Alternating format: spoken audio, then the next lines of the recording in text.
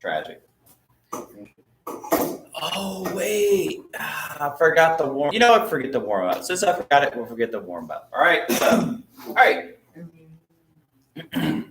So, folks, it is April the 19th, and we are beginning our next unit over the Civil War.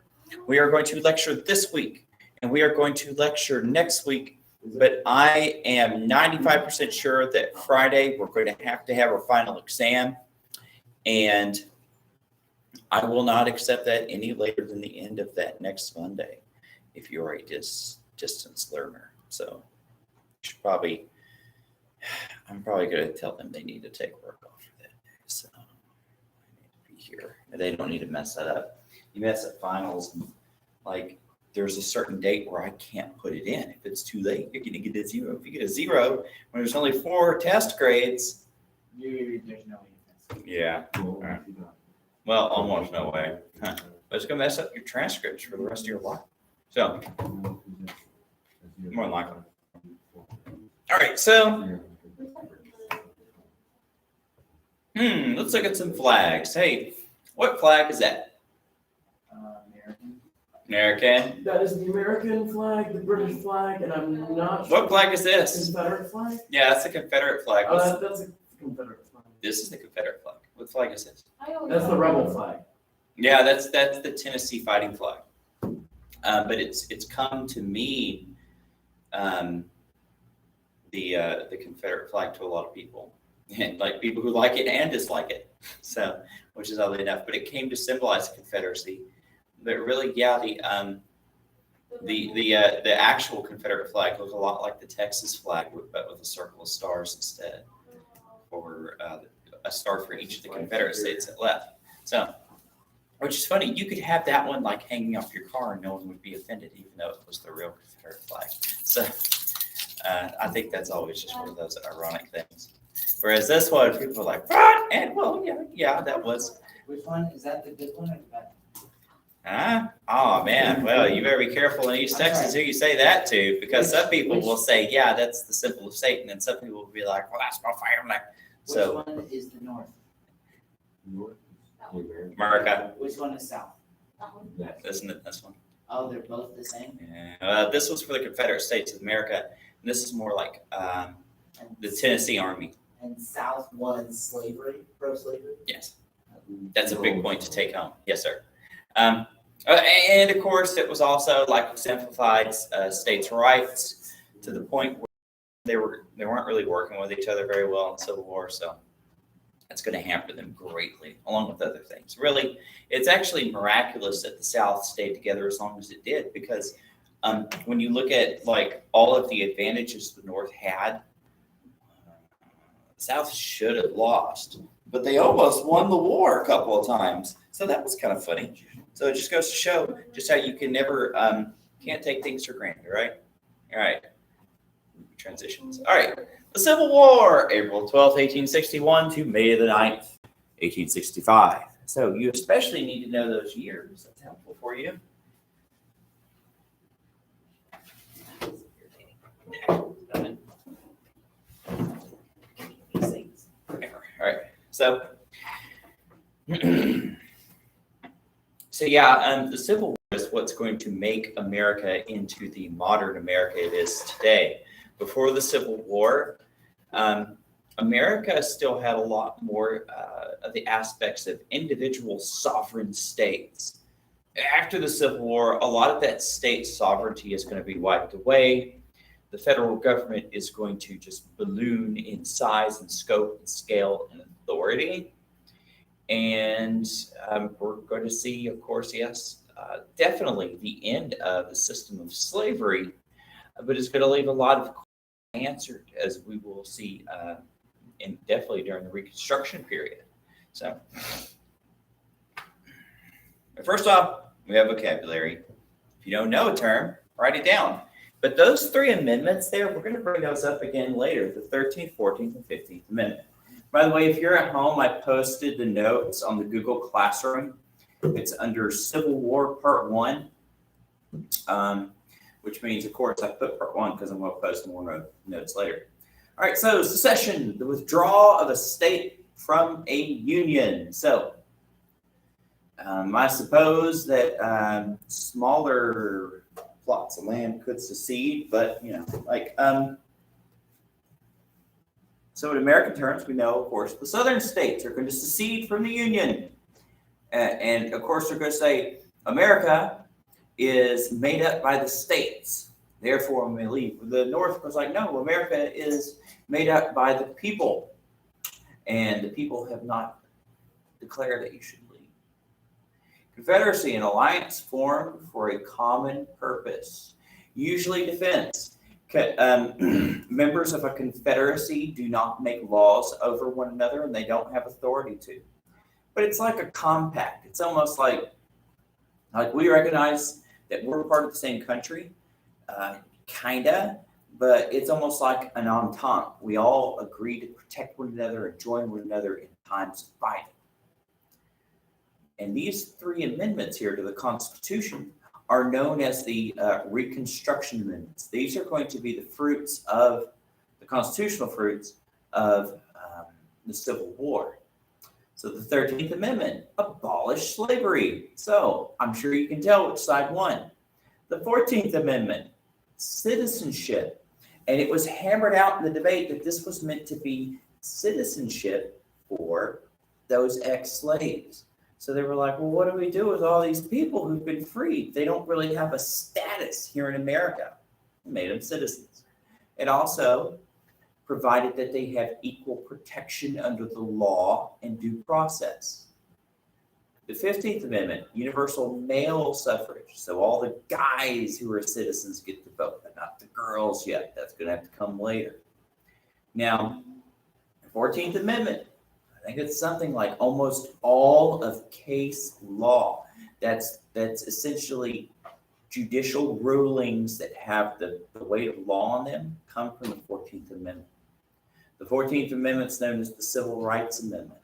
So many things we learned about last semester that had to do with getting rid of separate but equal and women's rights, and even moving on now to rights for LGBTQ people and all that other stuff. And it all stems legal theory wise from the 14th Amendment. Now, did the people who write that have those things in mind? No. But that has to do with what we were talking about last semester with the theory of constitutional law. You look at what the original authors meant or what it could mean to you now. So moving on from there. I should show that. That's that picture in the background. Picture of John Brown holding his hand up in an oath. And so I'm going to talk about John Brown in just a moment. So sectionalism, we've talked about sectionalism. That's where partisanship, that divide in America between slavery and free, states' rights and national unity, urbanization industry or rural agricultural, specifically plantation, is going to split people more and more and more. And so that splitting, as we talked about last week, is going to become violent. So with the passage of the Kansas-Nebraska Act, remember, that had to do with what they called popular sovereignty. We're going to let the people of these territories, who are becoming a state, vote whether they're going to be slave or free. And we'll just leave it up to the people. How can you get more fair than that? It's going to be manipulated. Pro-slavery and anti-slavery, which was known as abolitionist groups, began sending armed men to Kansas to vote either for or against slavery. And so it's not like they had a voter registry. Most states today don't even have voter registries. And a lot of them don't even keep track of that stuff. So definitely back then, whoever showed up at the polling place to vote was assumed to be someone who lived in the territory and had a right to do it. And so you would have people from states over, from the north and states over in the south coming in to try to swing the vote towards their direction. They figure if we have more states on our side, the better we'll be, right? Like political power, laws, things like that, making things normality. But they're going to get violent.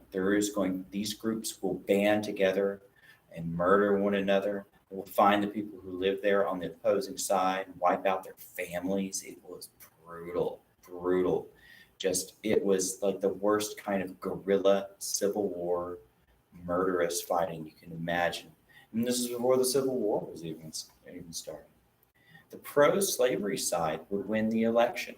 However, the abolitionists created their own government anyway. They're like, you cheated. So they made their own government. So there was essentially two governments for these new states. During this time, towns were burned, homes were looted, and many lives were lost.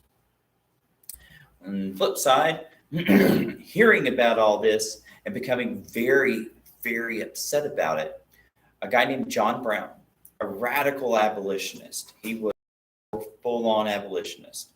He was a very religious man, and he saw this as an affront to God, right? And so he saw it as his divine mission to do anything possible to go out and fight slave owners.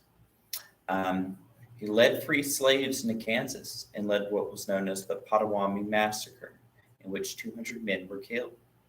And so they would find these people and they'd murder them. And he would lead former slaves. He would have even his sons come with them, armed to the teeth, and they would help out with this guerrilla fighting.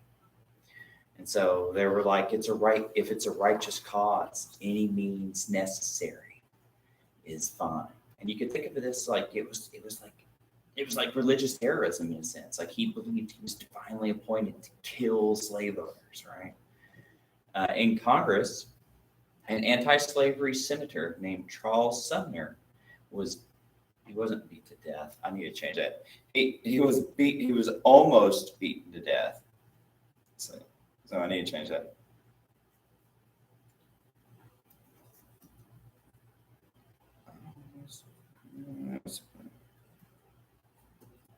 No, that's how you do it. That's not the past tense of beaten. Oops. 8. All right, so come on. All right, yeah. So we see that the ordinary, everyday people are getting together, they're organizing, and they're getting like violent. The newspapers were calling for violence. The rhetoric was getting violence from the politicians too. And so like Charles Sumner, right? He was almost beaten to death by a congressman named Preston Brooks over comments and anti-slaveholding comments made about his uncle. So Charles Sumner on the floor of Congress, and when you're at the floor of Congress as a congressperson, by law, you can say whatever you want to. People can't sue you for slander or get you for treason or anything. You can say anything. You were constitutionally protected.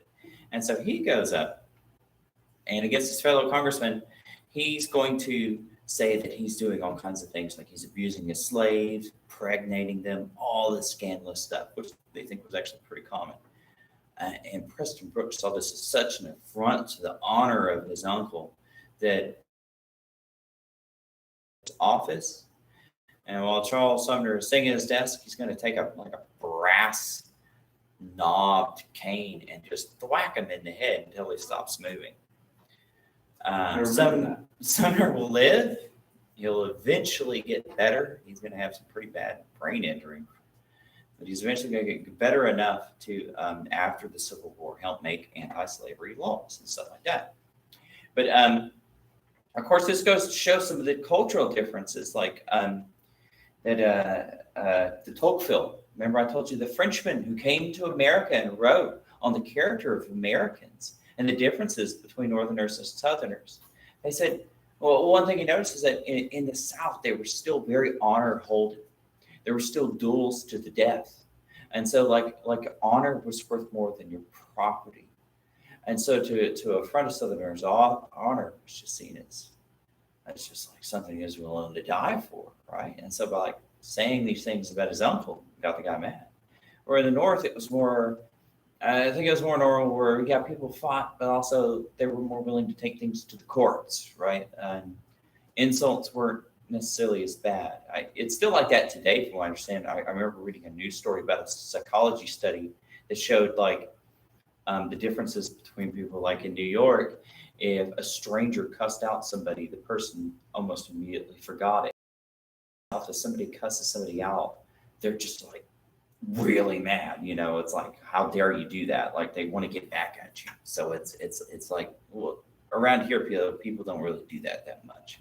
I think a lot of it has to do with probably I don't know, used to it. All right, so we see that things are getting violent across the nation. We see that there's violence in DC. There's violence in Kansas, Nebraska. In the South, Southerners are scared to death because the newspapers are writing these stories about abolitionists coming to the South and arming their slaves and trying to free them so that they can murder them in their sleep. So in the South, they are obsessed with slave uprisings. That's why you're going to have something like the militia is going to be very big in the South, because there have historically been slave uprisings where they kill their landowners and they kill other slave owners as they try to find some way to get free, usually in Indian territory, right? So it's kind of like the ancient Spartans. The ancient Spartans were so afraid of the Helots, the nation of people they enslaved there, that they tried not to go far from home when they went to war. They always trained for war. You could say that about the Southerner here. But they didn't want to go far away because they were afraid of a Helot, a slave uprising. And they knew what would happen. Because if you break out of slavery, you're probably pretty mad at whoever did that to you, I would imagine. In 1856, the first Republican convention was held. So we have a newly formed Republican Party, formed largely from former Whigs. Remember, they haven't really won the presidency in a long time. They've been a failing party. The Democrat Party has had all the momentum, all the energy, and all the power. But it's still been kind of balanced enough to where they haven't had like complete control. Anti-slavery know-nothings. Now, we kind of skipped over the know-nothings. So the know-nothings were like, they were mostly Northerners, but I think they had some Southern holdings as well. And it was a party that we don't know terribly too much about, but they were almost focused entirely on anti-immigration. And it was mostly anti-immigration from places like Italy and Ireland. As there was a conspiracy that the Pope was trying to send enough Catholics to America to where he could take over the country. And so the secret political party, the Know-Nothings, we don't even know what they call themselves, I don't think. And whenever people would say, well, what are you all about? He'd say, I know nothing. So that was like the slogan, I know nothing. So if you try to question about what they believe, they say they know nothing. Another group that would come in would be the abolitionists. So we have some things here. We see the Whigs. So they're like pro-industry, all that Hamilton stuff, remember? Anti-slavery know-nothing. So they're people who don't like slavery, but they don't want to bring in immigrants either. And abolitionists. So they want to free the slaves and end it totally and forever.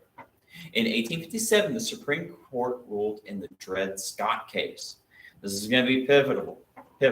This is going to be one of those times where the Supreme Court does something that is going to affect the entire nation. It's going to surprise a lot of people. A slave named Dred Scott sued for his liberty in Missouri courts, arguing that for 4 years on free soil had made him free. Dred Scott was the slave of a doctor who traveled from state to state practicing. And Dred was well educated and helped this doctor out. His doctor owner tried to help him gain his freedom. He even supported him all the way through the Supreme Court. He's like, yeah, I want you to have your freedom. We've done this enough. But the Supreme Court ruled against him and simultaneously negated the Missouri Compromise. So what they said is that slavery can move throughout the rest of the nation. The court stated that in the eyes of the law, a slave was property and had no right to bring a case to the court. We heard something similar to the Cherokee. So this is going to be devastating. Just like how the Native Americans were just devastated by what happened in Georgia and the Supreme Court ruling involving that. We're going to see the abolitionists and the enslaved people are going to feel the same thing about this. Nullifying the Missouri Compromise meant Congress had no right to limit slavery. Abolitionists were outraged. So this whole thing about Kansas, Nebraska, let the people choose if they're slave or not, or Congress picking on the map, no slaves above here, yes, slaves down here. Supreme Court said, nope, you can do it anywhere in the world and no one can stop you. And so pro-freedom abolitionist people were like, what did you do? They're backed into a corner. They're like, there's nothing we can do now. The Supreme Court said so. And there are other examples in history where you can see this come from the courts as well. So a lot of people were outraged. So like the Supreme Court, they're not even elected. It's anti-republic, anti-democracy. A lot of their powers were given to themselves and had nothing to do with the Constitution. So a lot of people were questioning whether the Supreme Court even had any legitimacy at all. That happens quite a bit whenever the court makes rulings that are so divisive.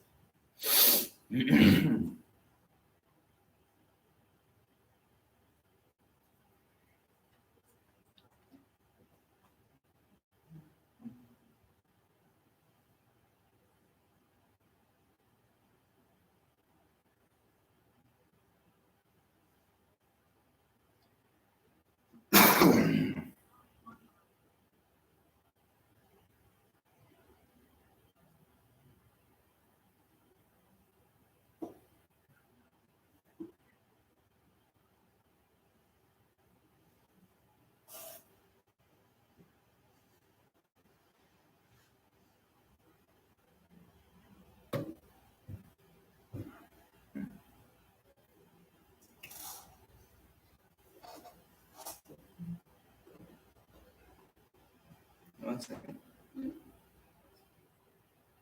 Kid had her dental appointment moved, and I'm trying to find out where they moved it to.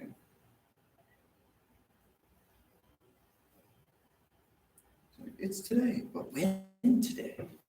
Okay, Wednesday. yeah, it's pretty important. If you just get something new happen for a day, you want to know when. Okay, woo! All right, so back to John Brown. Further division continues. 16th, 1859, John Brown, remember, radical abolitionist. And he's actually a friend of Frederick Douglass. He would go up to northern states and do like this funding campaign. He would go to abolitionist parties where you would have well-to-do rich northerners. He would tell them all these things you're doing, but he wouldn't really tell the details of the violence. He wouldn't quite go that far into detail. He just made it sound like they were going down there and they were freeing slaves, right? Which is true. But there was other stuff.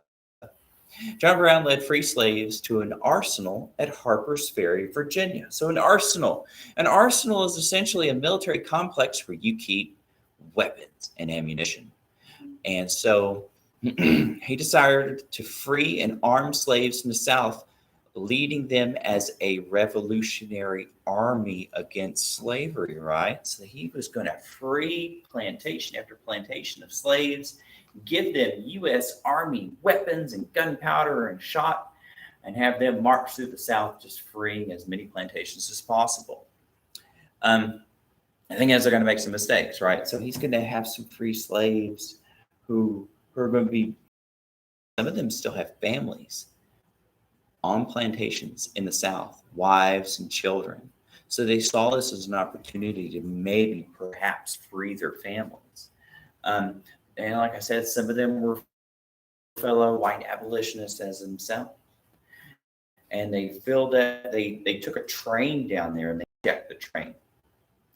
But and they had crates of like these weapons, like spears and stuff like that they were bringing. But somebody saw them and they let him go. And he ran away and told what was going on. And so the army's going to come in. They were defeated by Union Colonel Robert E. Lee. Brown was hung for his treason, but many abolitionists looked up to him. And so the trial was a big thing. It was nationalized. It was through the papers, the whole proceedings, even his hanging, his last words, everything. And so he became a legend to the abolitionists, but he became a demon to the pro-slave South. They saw John Brown as somebody who would lead people into their homes and murder their children. So he was like a boogeyman to them. Robert E. Lee had a very long history in the U.S. military. He was top of his class at West Point. He spent time distinguishing himself, building like dams and emergency buildings and stuff like that as an army engineer to help out with flooding and stuff. He fought in the Mexican American War. And then he spent a long time in West Texas fighting the Apache and the Comanche to keep them away from ranchers and settlers in West Texas. But here we have him back in Virginia because, well, Virginia is where he's from. And he's going to lead his troops to put down this insurrection. Led. He's also, I think he's the son or the grandson of a Civil War hero, American Revolution hero, Lightfoot Lee. Yeah, he's got a lot of history to him. He well-to-do family, but he didn't own slaves. In fact, they say he didn't really have much of an opinion on it. He didn't really care for it. But when he fights in the Civil War, it's mostly because he saw that his state, Virginia, come first. That was the mentality. And America comes second. Many Southerners feared that more insurrectionists led by Northerners were just around the corner.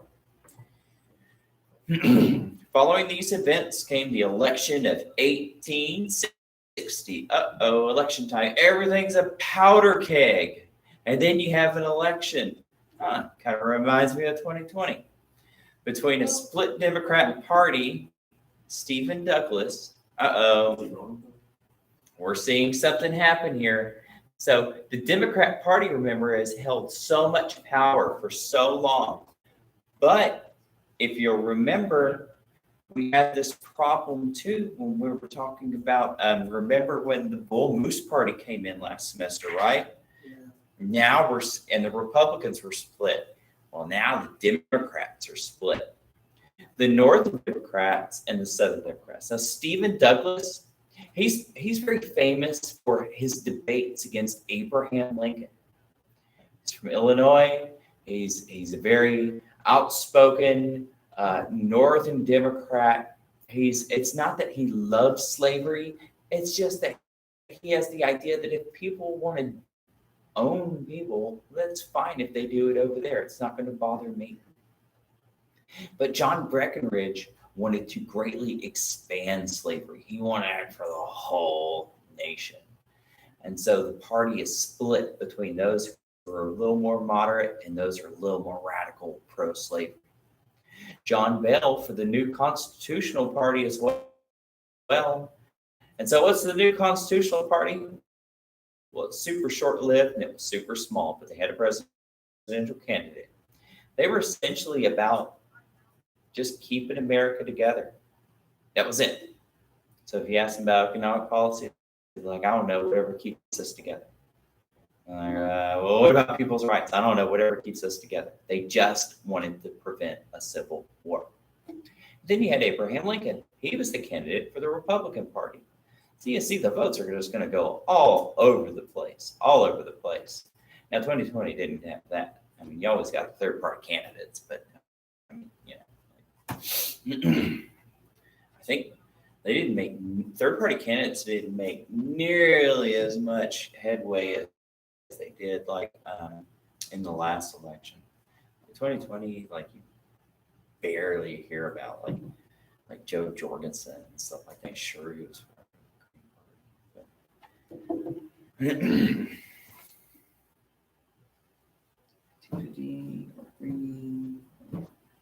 Cool. Okay, so 3 o'clock. Whoa, she's going to get in school early. All right, let's see. So, talked about it. Let's go to the election of 1860. So, the Democrats held a majority, but the Southern Democrats found Buchanan's presidency to be lackluster and wanted to expand further and protect slavery. So Buchanan was the guy who was president. Yeah, go ahead at this time. Northern Democrats wanted popular sovereignty to answer the issue. Remember, like, well, I don't want that here. Just if you want it, you have it. This divided the party in two, split their vote in the election and guaranteeing defeat. We didn't get that far last semester, but this kind of split happened with George Bush Sr., H.W. Bush. Ross Perot came in and said a lot of fiscally conservative things. And so the Republicans were mad at Bush because he raised taxes so much and spent so much money. And so this guy, Bill Clinton, who not too many people outside of Arkansas heard of, came in and he was like, yeah, I think I like Ross Perot's ideas too. Vote for me. And so being part of a major party, he was able to slide in with less than 50% of the vote. Here, we're going to see Lincoln by far with less than 50% of the votes going to win. So this election is going to be split all over the place. Very historical, but it goes to show just how chaotic things are. Really chaotic, really chaotic. Already in the newspaper and stuff, people are calling for civil war. Abolitionists calling for the overthrow of America because they see it as a country that's so poisoned by the radical abolitionists see America so poisoned by slavery that they think it just needs to be toppled. In the South, so done with the North that they just want to separate. And if they come down, they want to whip them. It's just everybody's just mad and not saying anything constructive to one another. There have been band-aids put on it over and over again, but compromise doesn't really put off the inevitable. Certainly didn't in this case.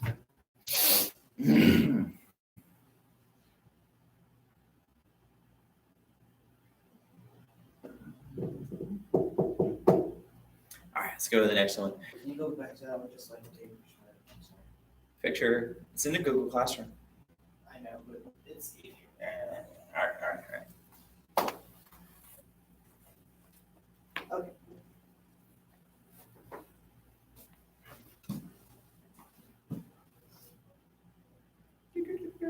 right, oops. All right, so election of 1860 continued.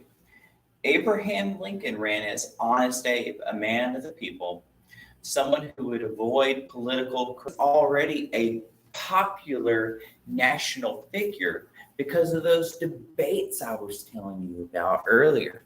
And so him and Douglas, he lost the election, the senatorial race against Douglas, but he made national headlines. And in the South, they exaggerated his speeches so much that some papers were saying that Lincoln wanted to force interracial marriage and all this other stuff. They said he was beyond abolitionist, that he was looking to change the face of America and do all these things that were from their worst nightmares, and so on and so forth. However, Lincoln was not a radical abolitionist. He wished for a moderate pushback against slavery at first. And so at first, we're just one ahead. So at first, he just wanted to keep it where it was at. He's like, if you're already set that way, stay that way. I'll leave you alone if I'm president. They didn't believe him one bit. So they're going to make a big mistake. On November the 6th, 1860, Lincoln won with 180 electoral votes, but only 40% of the popular vote. It's really low. Only 40% of people who voted for him. And so this is going to lead to a lot of the rhetoric in the South where almost no one voted for him. They're going to say, none of us ever would have voted for you. You are not our president. You do not represent us. You only represent those people up there. That kind of division. Pretty rough. He won while making no effort to win the South. He didn't even try. He knew it wasn't going to work, especially all those terrible things they were saying about him, right? Congress also went to the Republican with a story of Republicans as radicals who wish to end slavery immediately. And like I said, it was exaggerated stuff too. They were talking about like just all kinds of horrible things and having to have their ex-slaves live there, and this stories of like, especially like during Reconstruction, they're going to paint Black people as like rampant rapists and all these horrible hyper racist stuff. It's going to the push against slavery is going to become true, though. It's about become its main objective is to end it. Wasn't at first. At first, it was just to get the Union back together, but it's going to become a war of either maintaining it or getting rid of it.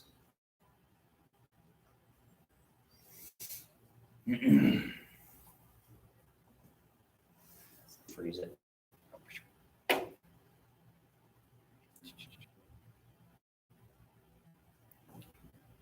All right.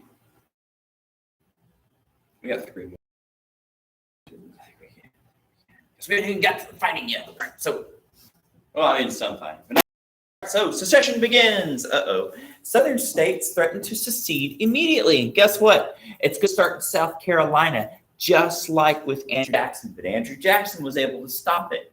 And really, generationally, they were just trying to see what they could get away with. But now, people were like just begging and praying for the war. Like they wanted it so bad, but they didn't have any idea how bad things would get. Everybody thought that if they went to war, it would be over in a week. Everyone would come home with parades and medals, and things would be just perfect. And it didn't work out that way. Southern states threatened to secede immediately because of Lincoln's victory. Lincoln's victory tipped the scales fast. Some asked for compromise to keep the Union together. Lincoln promised not to affect slavery in the states, but he would not allow it to expand to new territories. He warned that stopping the expansion of slave coalition when the Republican Party was formed, we will stop the expansion of slavery, not end it, stop the expansion. And so he's like, if we don't do this one thing, we're liars. So I got to do it. December 20th, 1860, shortly after the election, delegates from South Carolina met to consider secession. So their state government. They voted to leave the Union unanimously. So the duly elected state representatives of that state said, it was a nice experiment. We're out. In January 1861, delegates convened in Mississippi, Florida, Alabama, and Louisiana with their own votes to leave the U.S. 6 states seceded and then met February 4th, 1861 in Montgomery, Alabama, and created the Confederate States of America. So here we have the first 6 states. Now, in South Carolina, they did this, and then as soon as they did it, they realized, oh, shoot. Can I have your attention for just a moment? I would like to say congratulations to House Alarian for winning the contest for the most participants. So we are about to do a snowball fight. If I could have House Alarian members out to the field, please. House Alarian members out to the field. Are any of you on House Alarian? Yes. All right. Let me finish this and I'll let you go. All right. So they were out all by themselves. They were alone. And so they start sending people out to these other southern states, begging them to leave. They're like, oh God, we're so scared. Please leave the Union and join us. It's actually really great. And so now they did, but if they would have seceded by themselves and no one else did, they knew they would have been crushed very quickly. Luckily for them, we see these other states join. And when we come back next time, we'll talk about how they picked a president. They didn't vote for their president. They just kind of sent him a letter and said, will you please be in charge? Democracy. And he did. So we'll come back. We'll come back next time and continue on with the beginning of the Civil War. See ya. All right, snowball fighters.